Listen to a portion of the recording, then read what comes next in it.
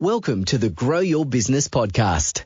Listen in as we discuss all things business, growth and marketing with business owners, thought leaders and entrepreneurs.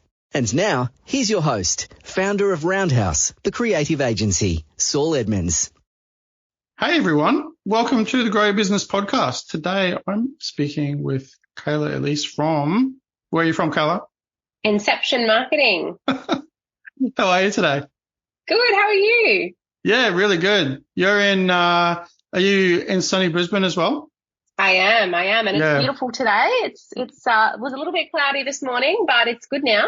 Yeah, no, it is. It's not as torrential and rainy as it has been, but exactly. We shouldn't really complain. We've got a nice place to live in the world. It's very, very pleasant. So for people who haven't met you or who don't know about what you do, before we get into things, would you like to give everyone just a little bit of a brief overview of who you are, brief history, and then we'll get into the rest of whatever comes? Yeah, definitely. So on my background, I've always been in marketing. So I started my career in Perth, in the mining industry, where most people in Perth sort of start their careers. And then a couple of years into my career, I sort of wanted a bit of a change. So we ended up moving to my fiance at the time, my now husband, moved to Melbourne. And that was sort of the foundation for my career. I was very fortunate to sort of work with some great companies in the professional services space and had my first taste of, IT consulting and things like that. After 4.5 years in Melbourne, we ended up moving up to sunny Brisbane. Again, my husband's career brought us up here. So I, followed along and I haven't looked back since. So when we got up here, I was fortunate enough to land a role with a company called MOQ Digital, is now known as Brennan. And I was worked there for nearly 4 years and have since now started my own business called Inception Marketing. So basically what we do is we are an outsourced marketing management or CMO as a service for companies specifically in the tech and IT space. So what we do is we help them manage their marketing, get them sort of their marketing strategy right, their marketing plans, budgets, and then help them execute on that. Also help them leverage their relationships with their tech partners. So, think bigger companies like Microsoft, Cisco, Nutanix. Right. They generally work together and we help facilitate that management of that relationship. And so why specifically? I mean, I feel like I'm getting like a little bit of a hint as to why specifically the IT and managed services, but can you just elaborate, I guess, on how and why is that the sort of more specific area that you're targeting? Is that from your expertise, or is it an interest point, or is it what is it? Yeah, great question. So a bit of both to answer your question. So my background has mostly been in professional services and IT throughout my career. So right. I've been doing, marketing, like I said, for 13 years and the majority of that has been in the IT space. So it was a logical fit for me when I started my business to service that market. I had a really great network in that market already, and my mentors were, in that space as well. So I sort of knew the landscape, and that sort of, it was a natural fit for the business. It sounds like a really obvious question once you know the answer, right? It's like, but like I guess, I'm probably no different. I guess most people listening probably aren't too different either. Like you tend to gravitate and like to things that even like, there's always things generally in our industry and I guess like a lot of business that are completely random that just sort of crop up anyway, but it's a safe bet to stick with what you know. Plus you're already obviously good at it too. But what with the, say, IT specifically, you were talking about then relationships then with their bigger partners like the Microsofts and Cisco's. What kind of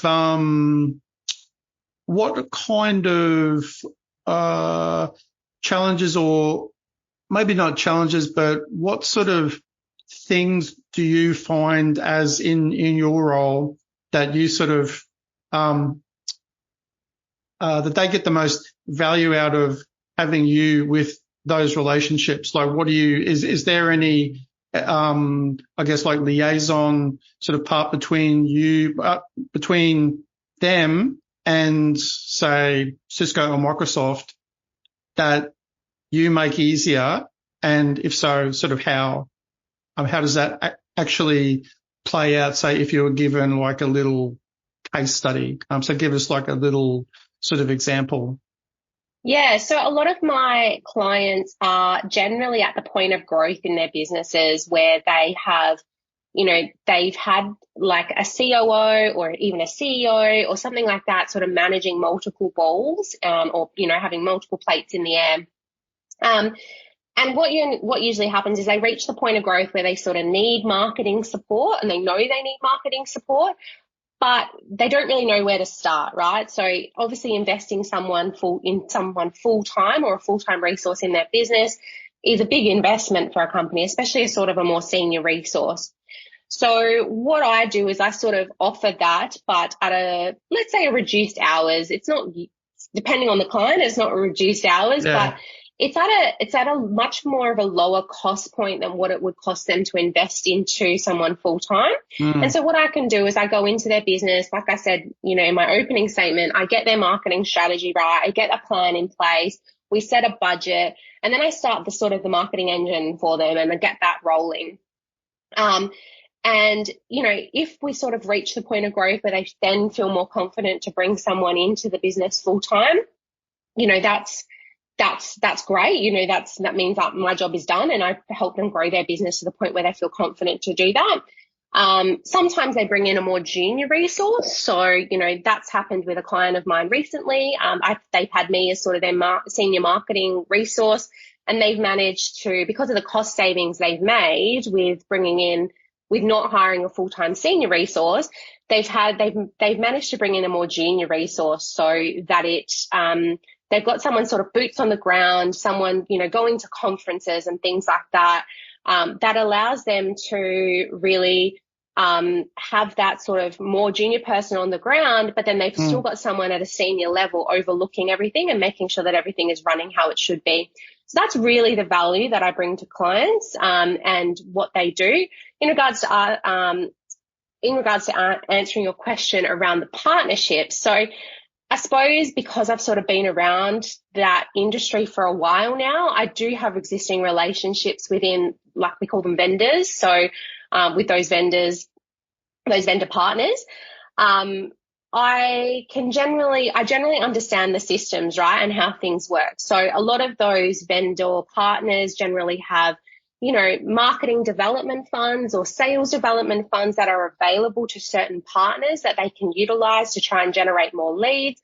I basically help them tap into that. So I help them get them to a level where they become eligible for those sales development funds or marketing development funds, or if they already are at that level, then I help them sort of tap into that and get access to that, use the platforms. So a lot of the partners tend to have platforms that are available for my clients to use to be able to do their marketing, help them sort of make sure that they're utilizing all the resources that they've got available to them. All right. To use, so when you say platforms, are you referring to, because I know like if it's the same thing that I'm thinking of, that larger organizations have a really great set of existing material that is branded, with their stuff that the IT business is either like on selling, if it's like hardware or software, and that they provide a whole lot of material. Is that what you're talking about? Yeah, exactly. It is. Oh, wow. Wow, I was right. Yeah, so they have platforms that allow them to sort of brand it in, the customers, not the customer, in the client's branding and things like that. So I help them through all of that and get them access to that type of stuff. Are they, often you find there's a lot of people who aren't actually aware that even exists? Yeah, definitely. So like I said, most of my clients, they've either reached the point of growth where they know they need some marketing support and they've had a CIO or a COO or someone like that sort of managing marketing. They didn't know that these things were available to them. So the other side of the coin is really I have customers who haven't had to do any marketing. So they've had, long-term contracts or something in place. And, those contracts have ended for one reason or another. And now they know they need to do some marketing to sort of fill the backlog. So, there's two sides of the coin and both are as relevant as each other. Yeah, it was interesting. I was actually just having a earlier podcast with a guy, who helps out with emails, and we were talking about like some similar sort of areas in terms of marketing and these sorts of things, like these types of issues that I'll discuss that I was talking about with him. They seem to crop up in a lot of different related conversations, like with us and with him, and even by business coaches and people. And those things are the kind of area or the nexus between where people are growing or they're, everyone's growing at some varying level, and they come to some realization where they've been doing X, they've been doing marketing of some form or another, just kind of generally because they know they have to, like all people, they've got to do marketing in order to sort of expand your business, and they either engage an agency and things are going along fine, and or something happens, or they come to certain realizations about that things could be better, like to fine tune it. Like, you take your car's still running, right? And it's fine, but it could be better. It could be like improved, or they want to make more profits, and they start to think about things differently. And that's like, I find that a really interesting sort of topic overall, because it seems to be this nexus point where similar, like people say, like yourself, this other guy, Benny, me too, like in other different roles, and then even business coaches of different sorts, depending on what they're talking to clients about. There's a lot of similar conversations, but there doesn't always seem to be a strong connection between like suppliers. And that's why, like, working with people like yourself too, that I have in the past, and seems to be, it's not a emerging part of the industry. It's been around for ages, but it does make a lot of sense to me. I notice some people, they would be going, okay, so I've got a marketing agency. Why do I need a marketing consultant? It seems like, or somebody else to come in and go to tell like the marketing agency, this or that. But I personally think that's not the right way to look at it. I'll get your thoughts on this too, but it's a really interesting topic, I think. And I know for some people it's confusing. So could you, I guess, kind of just lend your thoughts on that point as to really great reasons, or I guess like advantages as to why have a consultant, especially if they've already got like some agency. What's the advantage? Yeah, you've hit the nail on the head, Saul. That's definitely one of my value adds, right? It is managing agencies for customers. So, and obviously you would be very aware of this being on the agency side of the fence. One of my biggest sort of pitches is that, I'm not my business is not a marketing agency, right? We don't offer web design. We don't offer, major graphic design. We don't do anything like that, or Google ads, or any, that traditional sort of marketing agency stuff, right? We are purely an outsourced marketing manager or a CMO as a service. And the benefit of that is to customers is that, like I said before, customers generally have one person managing marketing, or, often it's a senior person in their business. It gets to the point where that person is so busy and marketing gets, pushed down the list of priorities. And what generally happens is that the agency is not guided properly. They're not sort of getting that return on investment for the client that was originally sort of discussed or promised. And that's sort of the key value add, right? Is that, having someone like me or my business come into your business and help you manage those agencies, it resets that expectation for the agency. They're getting a clear brief from, the client side of the fence, which means they're able to hit those goals and hit that return on investment. So my job is to make sure that you're getting that return on investment from your agency spend, and you're getting the return on investment from the spend that you're making with me. I've watched a number of different companies throughout my career go down that traditional digital marketing agency route or traditional marketing agency route and not see that return on investment. They're spending thousands and thousands of dollars every month to, promote their brand, but they're not seeing that return on investment. And often it's not the agency's fault.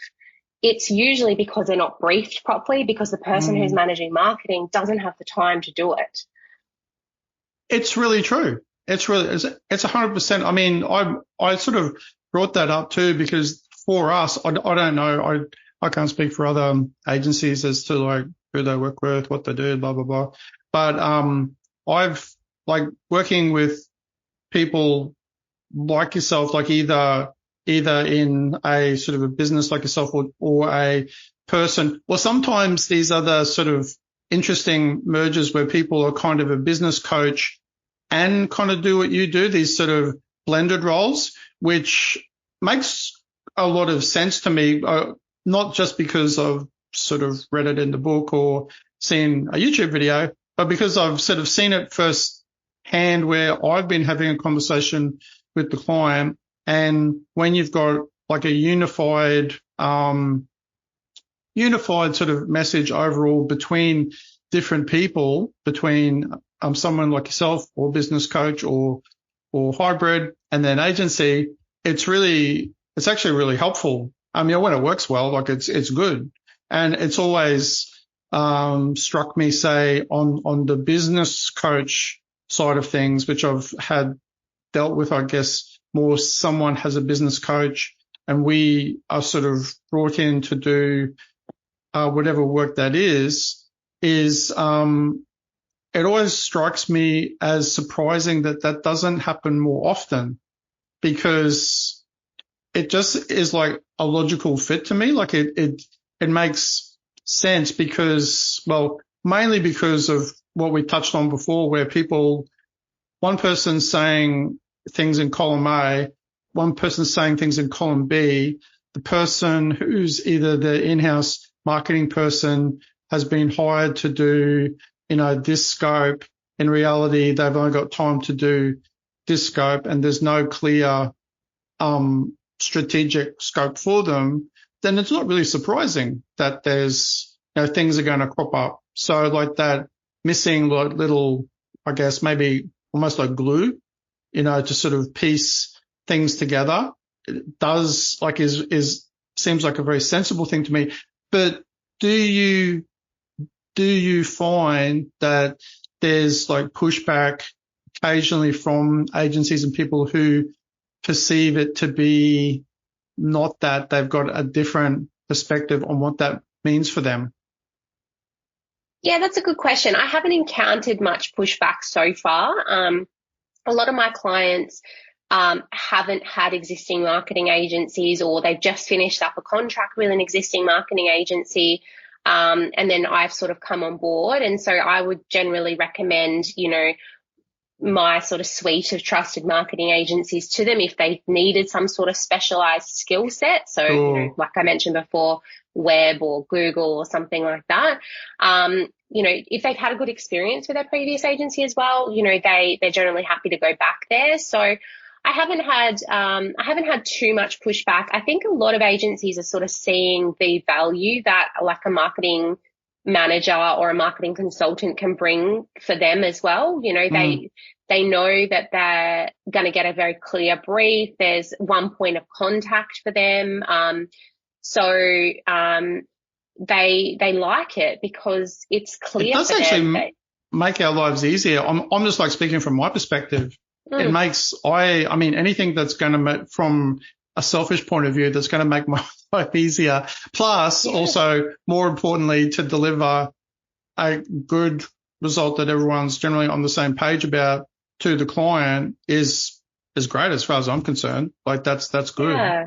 I think as well, if you've got someone in the business who is doing the legwork for you from an agency perspective, so, you know, if you've got a CEO and a CIO and a COO who all have sort of varying opinions, having someone, you know, in the middle before it gets to the agency side is valuable, right? Because we can really get that, you know, those key messages, that branding, like really solidified and all agreeing on it before it gets passed onto the agency to do the work.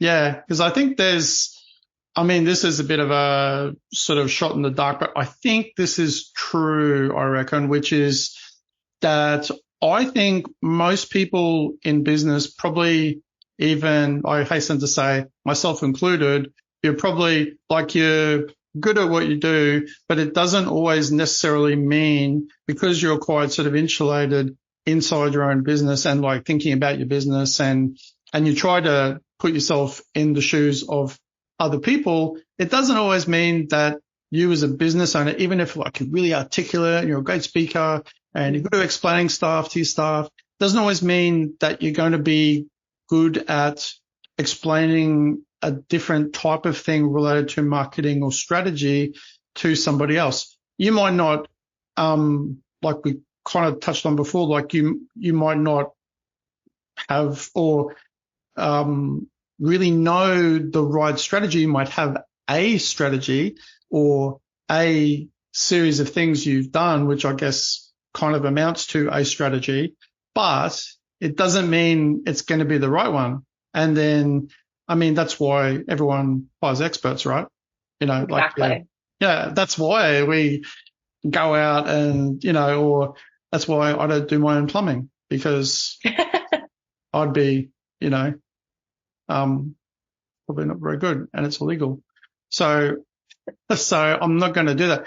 Oh, yeah, I could probably work it out after many years of toil, but I'm not going to do it. And so what types of we talked about this like a little bit before about different things in a business between the different people involved, like owner, marketing manager, that lead to, say, undesirable results or say miscommunication. But have you sort of come across any other particular patterns or things that you've sort of unveiled or sort of seen over time that are kind of common things that keep cropping up all the time that lead to stuff just sort of falling apart or not working very well? Yeah, and look, we were sort of discussing this before we hit the record button, but you know, I think a lot of companies that, you know, not just in the tech space, they really struggle to articulate what they want to be famous for. And, you know, the benefit of sort of doing that is picking sort of one or two things that you really want to be famous for. So the phrase that I always put out to my clients when we're workshopping this is, you know, when a customer thinks X, they think, you know, X, the name of the company that, you know, they are or I'm working with. You know, what is it that you want a customer to think when they hear your brand name?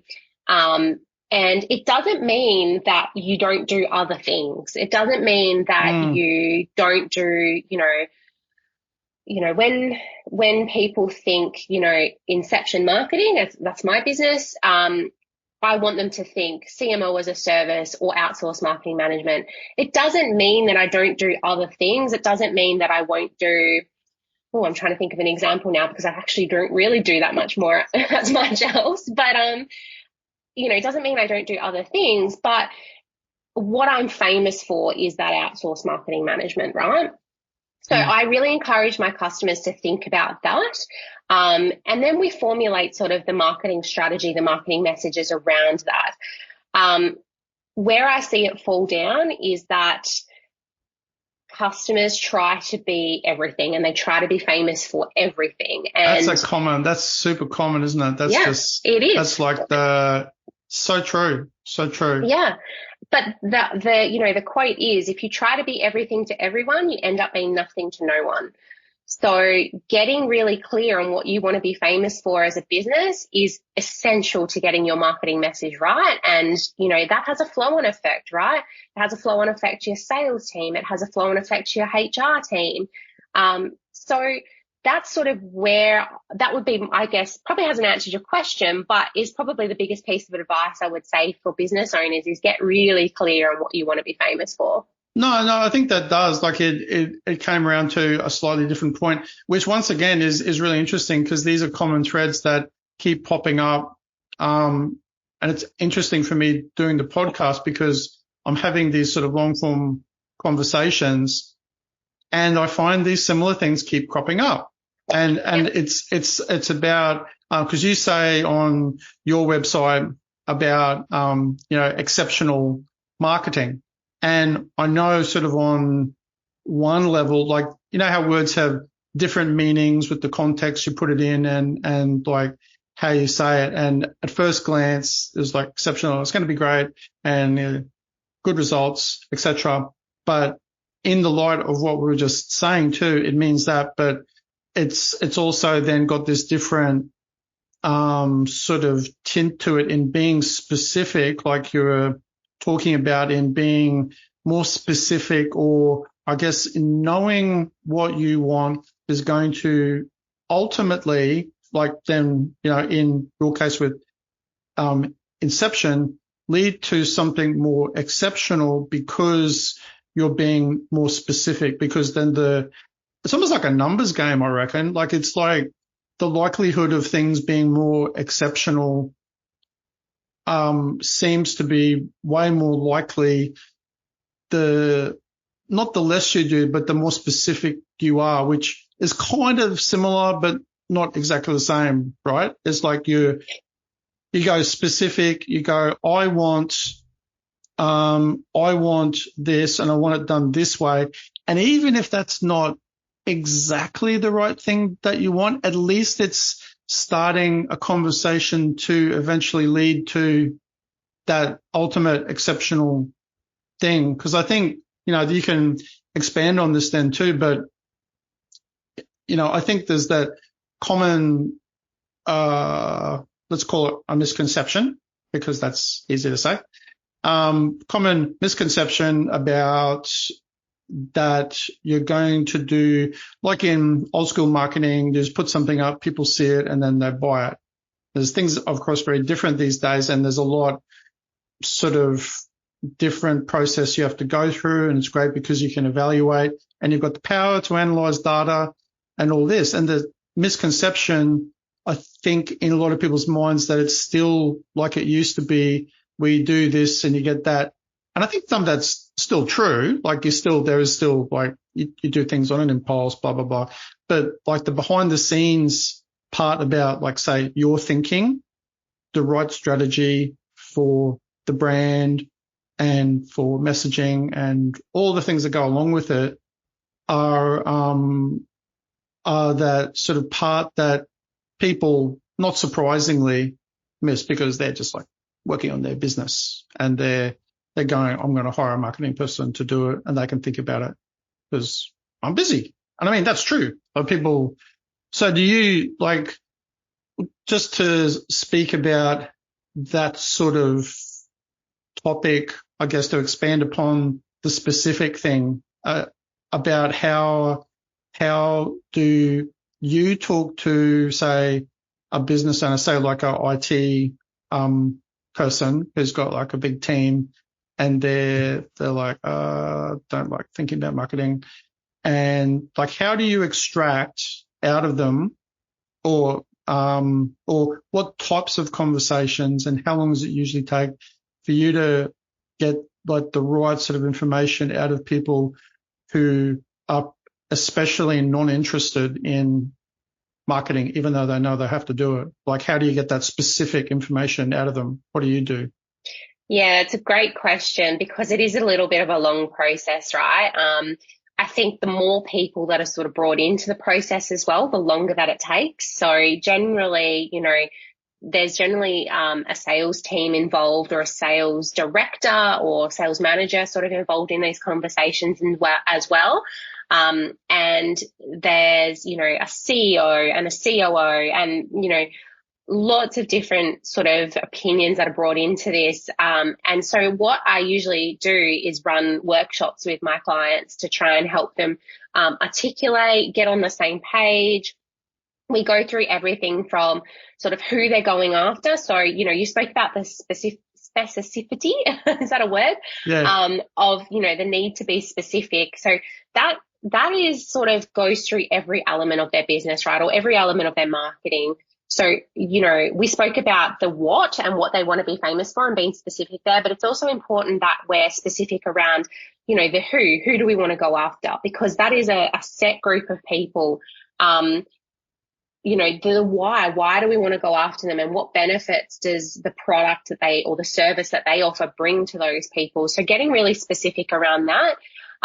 One of the great areas that I love workshopping with customers is the why should a customer buy from us. There's generally a lot of different opinions around that. So getting everyone in the same room or on one Teams call is generally, or Teams, Zoom, whatever. Is generally the way I like to run it, right? People are able to freely sort of give their own opinions. We are generally workshopping and discussing and things like that. And it allows everyone, to get their view across. And then that is essentially my job, is to go away and sort of collate that and bring that together and come to them sort of with a first draft of this is what we want to be famous for. This is who we're going after. This is what I think we should be doing campaign-wise for the year. And these are the tactics that I think we should use and what our customers are going to generate, what our customers are going to resonate with. So that's generally how I go about that. It's very rare that I've, come across a team that can't agree on something. So generally there's a reason, right? There's a reason that they have engaged a marketing consultant to come in. Yeah. And that's because, either sales are dropping or they need to backfill pipeline or they haven't got enough pipeline for, the next, 4 quarters or whatever the sort of the case is. So they're generally all motivated and pulling in the same direction to achieve that outcome. It's just the steps before that need the work. That's a very positive outlook. And I'm sure that's actually probably, I'd probably agree with that too, because I think it's very easy for people to not just in our industry, in marketing, digital, creative, brand, but like people in general to be like, oh, there's people that didn't agree, et cetera. But I think the fact is that for people to come to any sort of consensus, it's completely unrealistic to assume that there's, given that everybody has very differing opinions, even if they're generally, like you were saying, they're on kind of the same page. People always have different opinions, and you have to go through that process of working, of sort of consolidation, like you were saying, you collate information, bring it back, because I feel like showing something that everyone talked about freely and openly with no coercion whatsoever in an open forum, and then you show it back to people in a way like a mirror and go, this is what everyone said, is a really interesting process, because often people will go, oh, yeah, right, I did say that. And that can sometimes have the effect of actually making them reflect on whether that was right or not. And I mean, it's really powerful, because it's like hearing, it's probably the reason why I still find it weird to hear my own voice on a podcast. It's okay talking now. I'm like, yeah, whatever, and then hearing it back, I'm like, oh, that doesn't doesn't feel like me. It feels like it's odd, but I think that's just the same thing that people experience when they do something and then it's shown back to them.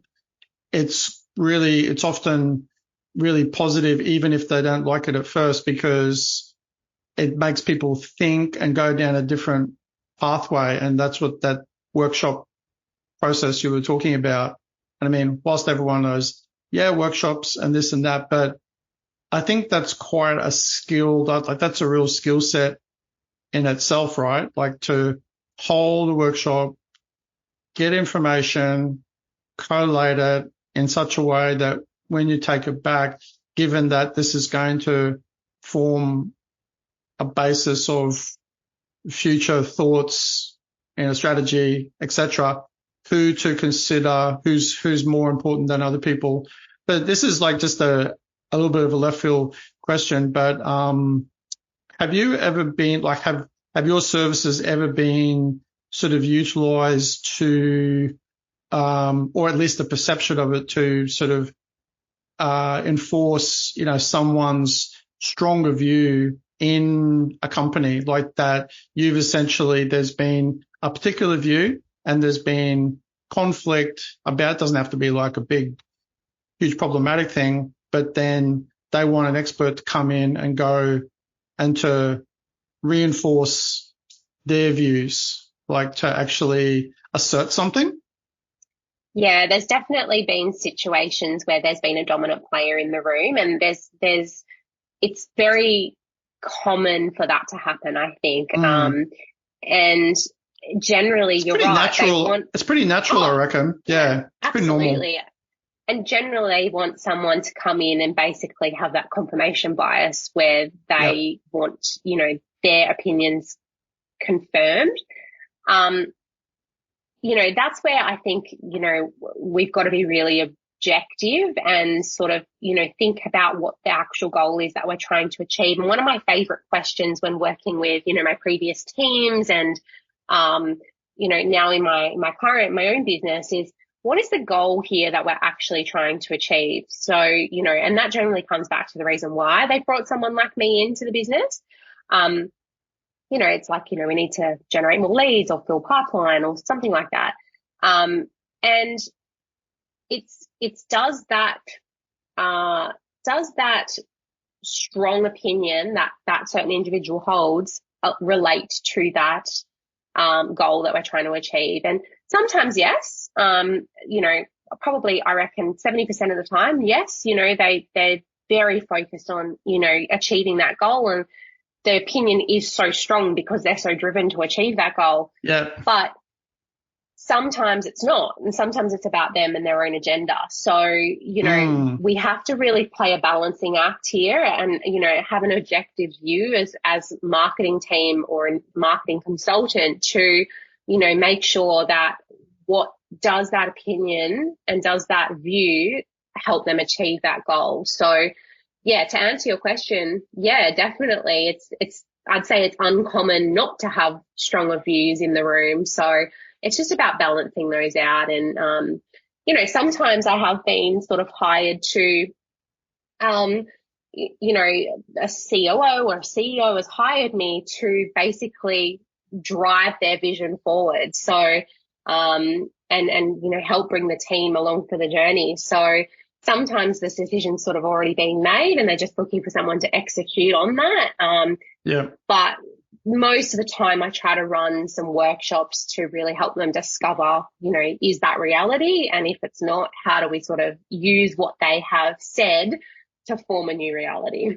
Isn't it interesting? It always comes back, despite any philosophical, any technical, any whatever conversations that everyone has, it always still just comes back to those sort of human nature and the dynamics between people, like in a room, or, the people, there's this kind of push and pull, which I find really interesting. Like that's at the end of the day, things can just come down to one person or a very small, of then, say, in the case of you being injected into a situation where there's say it's a business and they've got an in-house marketing person, and the sort of value and difference that the individual or then you and your team can make. I always find that really interesting because it just comes down to these human relationships and people, and ultimately kind of just communication, because it's actually just lack of poor communication, better communication, like any communication, and because it's not, I'm sure probably most IT people who are generally all like awesome people, probably, I hate to throw around cliches, but I will do it, because many cliches are true. There's like a lot of like engineers or IT people, but they've got a different way of thinking about things. And they think about sort of like objects and things, and it doesn't mean they're not like nice, warm people, but it's just in their work life, they got a different focus, and that doesn't always lend itself to some of these other things we're talking about, right? And that's where that's why it's interesting now at this point in the podcast and saying at the start, how did you get, into working with IT people? Yeah, with IT people in this sort of industry makes even more sense, because then if which it sounds like you are, like more of a bridge between, like you might not be that sort of person, but you've got more of an understanding of that group of people. Like in some ways, like I feel just through exposure and being somewhere between a designer and a developer myself, I get that a lot of like developers, especially, just not really into other humans. Like they're just not, they're just really not. Like they're just into like stuff, and it's not casting any aspersions on them. That's just how they're made, and they like stuff, and they're not great at communicating certain things. They're awesome at communicating other things or in a particular way, but then that's where, a barrier comes up. Other people are going to be more or less patient with that too. And so having this bridge, which is like, say, you, who's got, I get you and I get you, and I'm sort of the bridge between them. Yeah, definitely. That's one of my key jobs. Superpower. Yeah, exactly. That's my superpower. Is a lot of, the tech industry and the IT industry it's a lot of technical speak. And, when we think about who buys, tech and who buys IT services, we're talking like COOs, CEOs, CIOs, CISOs, who are not generally talking in a really deeply technical language. So it's my job to really elevate that for customers or for my clients, to really elevate their key messages to a language that their target market can understand. So that is, being that bridge. And then obviously as well, taking what the client wants. When we talk about, the agency management service, taking what the client wants and understanding that very clearly and translating it to the agency or the creative to make sure that that goal is being achieved. I do call myself the translator sometimes. Sounds like you got your work cut out for you. I'm busy. I do very much relate to that though. Like I very strongly relate to that, because that's especially with the developer side of things, because you can say, and it is still surprising to me even to this day, that you can be speaking English to one person and they don't seem to be able to understand you. And that sounds just like, haha, funny, but it's true. Like it's true, because the input from one person is hearing something else, or their interpretation or their filter for what that means for any number of reasons. And that's where like that human sort of mediation, call it translation skill, is like, I think maybe we've gotten to more of the heart of why that sort of consultancy role that you have is even more important. Like it's sort of, we got, we kind of, that part of it, I feel is like, it's not more or less important, but it's like a really crucial part, I reckon, that sort of being able to just like navigate that, like all that stuff. And so for people who don't, this is just like some terms that hang on. But you talk about MDF and SDF. If somebody listening to the podcast you were to mention that, many people won't know what that actually means. Could you just elaborate a little bit for them? Like in so what you do? So the MDF and the SDF is what I was talking about before. So it's the marketing development funds, and the SDF is their sales development funds. So generally a primary vendor or a key vendor that, my clients would work with have that available for the clients to use, provided, they're at a certain level in their partnership, or there's generally some, gates that they need to move through. So I basically help them, like I said, get access to that, help them spend that, put the plans together that helps them sort of lock that in, because generally a lot of the partners will want to see a plan on how that might be spent. And basically, just help them sort of get use of that and take advantage of that, because, sometimes people don't know that they're entitled to that type of stuff. So that's that. And that's essentially what I help them with. Yeah, I was just going to actually say is that, am I right in assuming there'd be lots of people who don't even, that's why I sort of brought it up, because I've been aware of that, but, even sometimes people who have been around for a long time, they've just never had any need or haven't stumbled across it for whatever reason, even though they've been around for ages. But I mean, that even on its own score, like outside of all the other, interesting things that you would help somebody out with, I mean, that is super valuable. Like on its own, definitely. Even knowing that exists. Yeah, exactly. And partners sort of, like I said, are willing to give it if, the client or, their partner, so my client, has gone through the various gates and met the criteria. They're generally pretty happy to give it. Or if a partner sort of has a really good idea about a campaign, then, they're generally happy to sort of co-fund it, particularly if that campaign is going to result in sales for them. So, it's about sort of, it's about sort of making sure you can get access to that, that benefit, being a partner, but also like helping them come up with the ways to spend it and to, put a really creative plan in place that potentially can help them unlock that as well. So it's multifaceted, that one. Is it also to assist like the partners themselves actually be more confident in the fact that that's going to be spent well?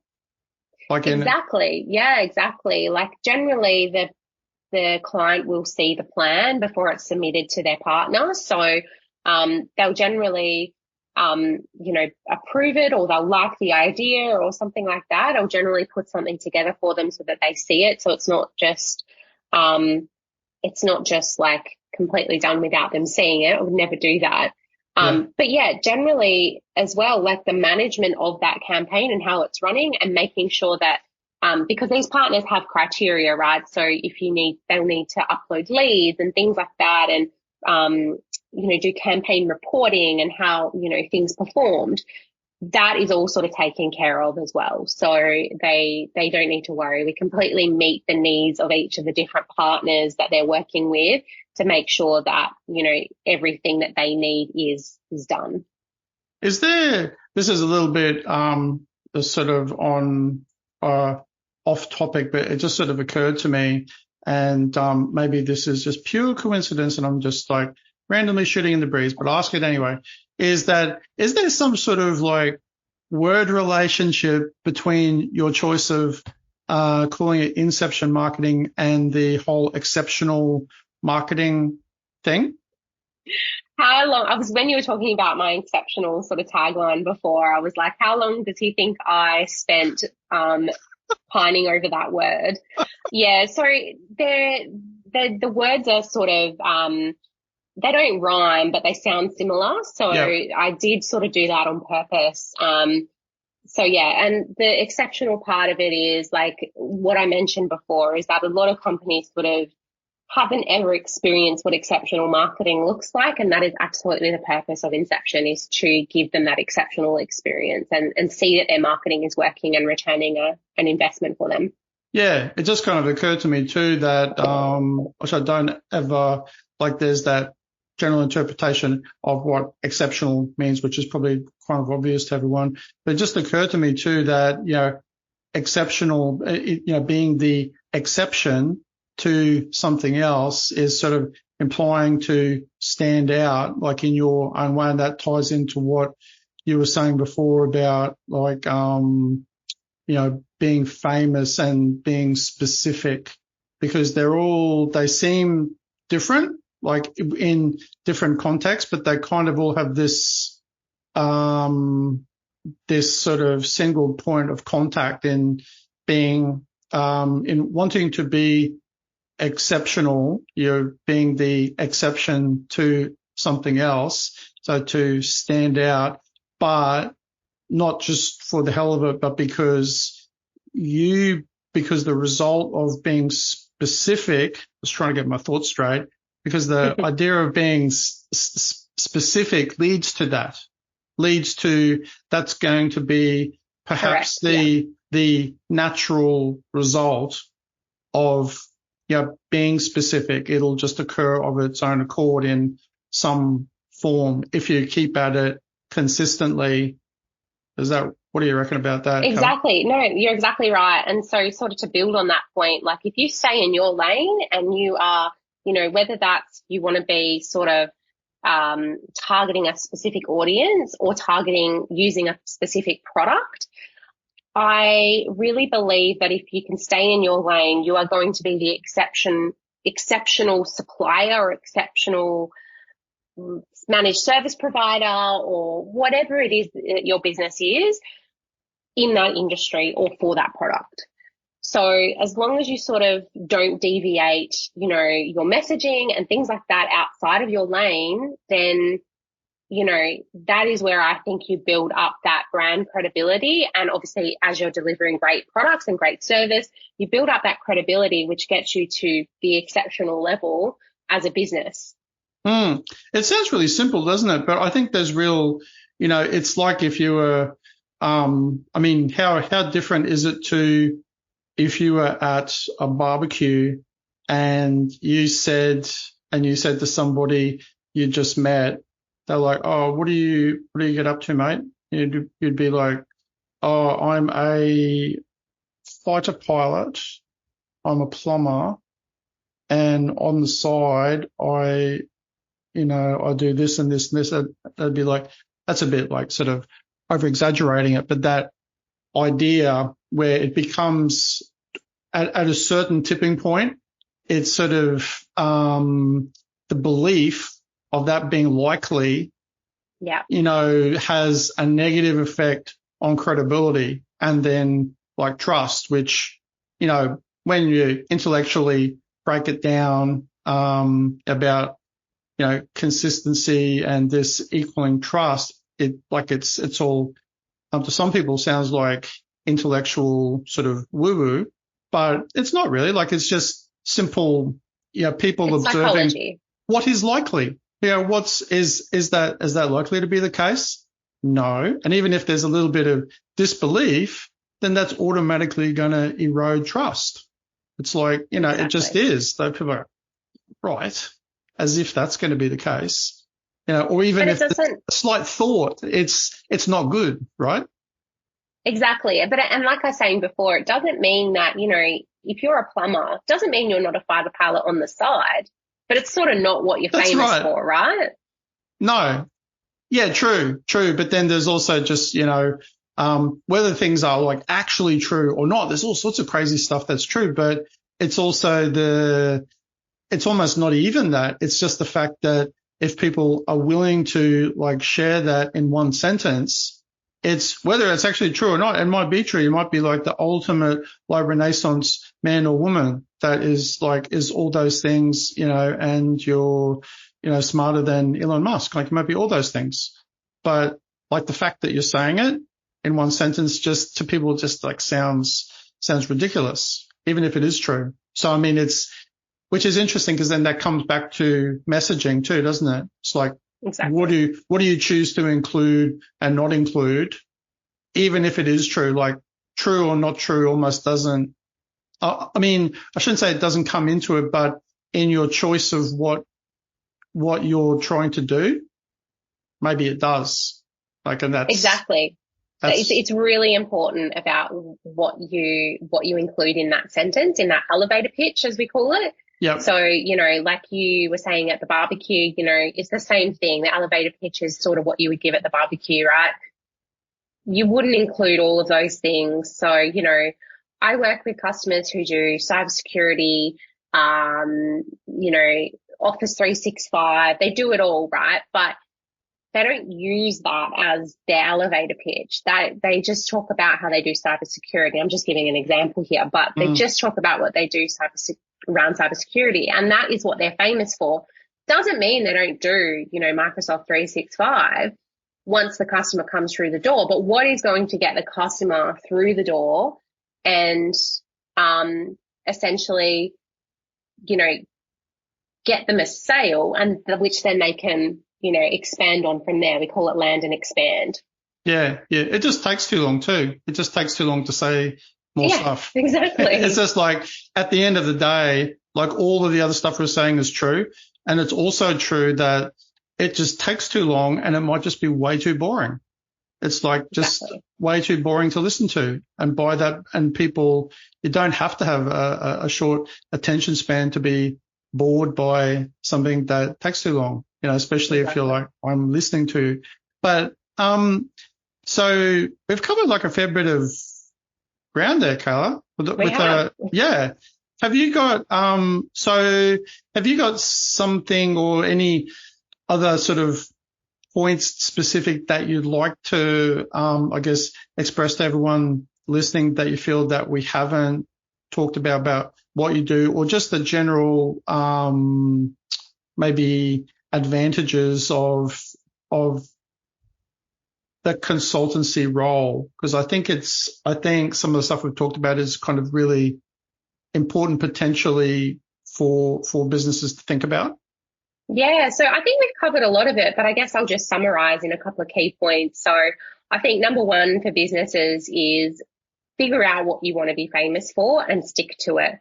Craft your key messaging around that, and that is your elevator pitch. And like I said, I'll say it again, it doesn't mean you don't do the other things that your business does, but it's not what you're going to be famous for. The second thing I would say is, bringing in a marketing consultant obviously has, a host of benefits. And so like we spoke about, having someone managing your agency relationships, if you've got them already, is obviously great. It means that, that message is going to be translated correctly, which is going to improve the likelihood of you getting the results that you want from that agency. Having someone managing your partnership relationships as well is also, another key benefit, as well as having that objective opinion. So having someone come in with an objective opinion about what you need to do to get your brand visibility and your lead generation up is also, I think a key benefit of having a marketing consultant or a senior marketing resource on your side. And generally marketing consultants, or, particularly my business, it's generally a lot cheaper to bring someone like me into your business. And, especially if you're at the beginning of that marketing journey, than it is to hire someone in-house as an in-house resource. So, there's a few things there I think that the audience can take away. And yeah, I hope that sort of wraps it up and that helps. Yeah, no, that's great. That's very succinct. It sounds like you've done it before, Kayla. I've given the sales pitch a couple of times. Yeah, no, that was really good. Very, very specific and very concise. And like we talked about before, have you been mulling over in your mind some really great quote or like something else that you'd like to say? Have you come up with something? Yeah, so this quote came straight to my head. It's actually probably been my favorite quote of all time when you mentioned that we're doing the quote thing. So my favorite quote is, "You don't have the right to the hand you think you should have been dealt, but you do have the right to play the hell out of the hand you have been dealt." Yeah, nice. That's a good one. Who said that? Do you know who's no idea. That's a beauty. I don't remember that one. Yeah, that's good. I like that one a lot. So how do you make the best out of an imperfect situation is really my life motto. Yeah, that's I really like that. That's great. And and thanks so much for being on the podcast. It was really great. I think it was hopefully people listening, business owners, because people are always sort of trying to often improve themselves and learn new things. So if they haven't considered, like, say, using a service like yours, having that extra ear, an extra sort of brain on board, I'd probably suggest to people to spend like their disbelief or thoughts about what that means, because I think people do need to they don't have to, but I think it's useful. I think it's really helpful, actually. And with that in mind, everyone, thanks, Kayla, once again. Thanks everyone for listening. And we'll see you again soon. And say goodbye to everybody, Kayla. Thanks, everyone. Thank you. See you later. Thanks for tuning in to today's episode of Grow Your Business. Have a great day, and we'll see you next time here at the Grow Your Business podcast.